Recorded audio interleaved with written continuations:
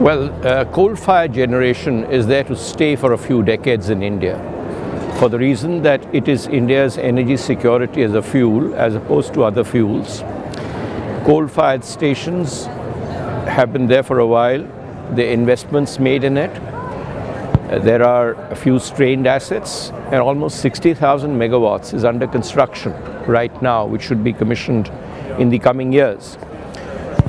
So I do not see these assets vanishing, and they're giving power at a reasonably affordable rate.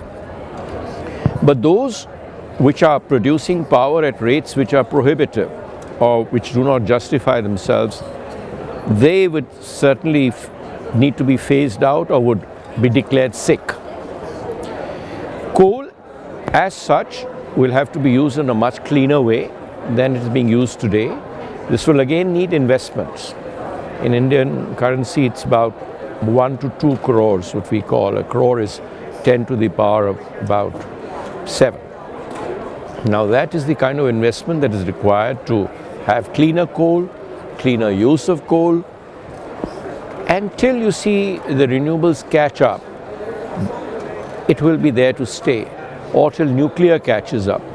But nuclear has not found very great public acceptability. We have the funding for it.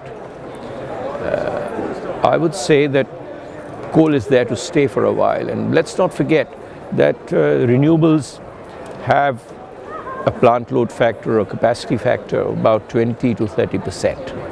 So it comes to almost 1/3 of what a coal-fired station can give you. For the remaining time, you will need some other power. India is a large country, and the sun may not be out every day, and the wind doesn't blow at a sufficient speed all over the country. But renewables, where they're being used as cooking fuels and cannot be replaced by electricity, will need to, I think, be cleaned up. But what I see a great scope for electrification is that vehicles should be electric propelled in the future for a country like India, which is importing almost 75 to 80% of its crude oil requirement, and which could go up in a decade or two to 90% if prosperity goes up. Everybody wants to own a vehicle. This has to move to electricity, and electricity in the cleanest possible way. But I see a decade or two, at least 2 decades, coal is going to stay.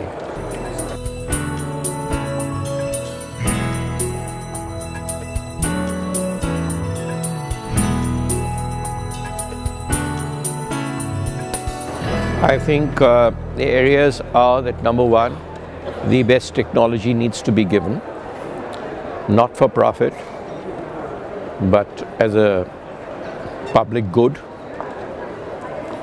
So that the whole idea is that there are vast sections of population who cannot even afford to pay the present low costs of some of the fossil fuels. But if we want them to live honorable lives, to get employment opportunities, we cannot afford to make electricity so expensive that they will not be able to switch it on. But we need a lot of help, and I think a lot of funding help in energy efficiency programs, because the ultimate end use, if it can be brought down in terms of loads, will be very desirable. Smart grids will need to be developed, and here again we will need a lot of international cooperation. Luckily, the prices of smart meters have come down substantially over the last few years. But I think if we want to make these sources of energy more popular and more universal in their use, we've got to integrate them and make them reach the people. Particularly water pumps. I think in a country like India, where agriculture is still a mainstay of a vast section of people, and agriculture without assured irrigation, particularly in arid areas, is a difficult task. So wherever we can put solar-powered pumps, they ought to be at an affordable price so that people can switch to those modes of irrigation.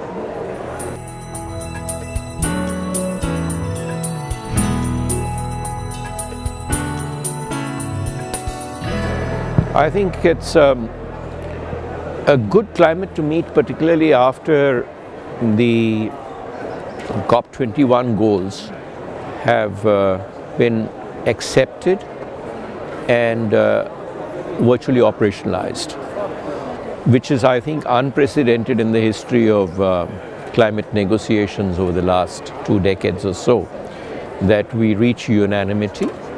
And I find here in COP22 a very good climate of understanding of each other's problems and trying to create something that is sustainable for the future generations and also sustainable for the present generation.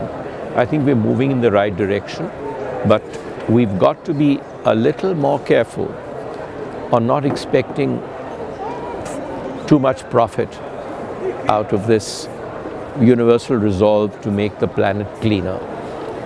We've got to make sure that technology is affordable in areas of populations which need help, which need to be uplifted in our own lifetimes.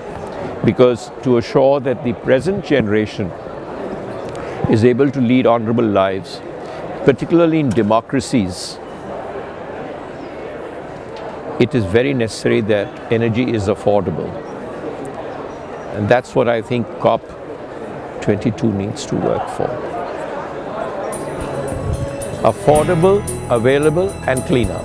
Thank you.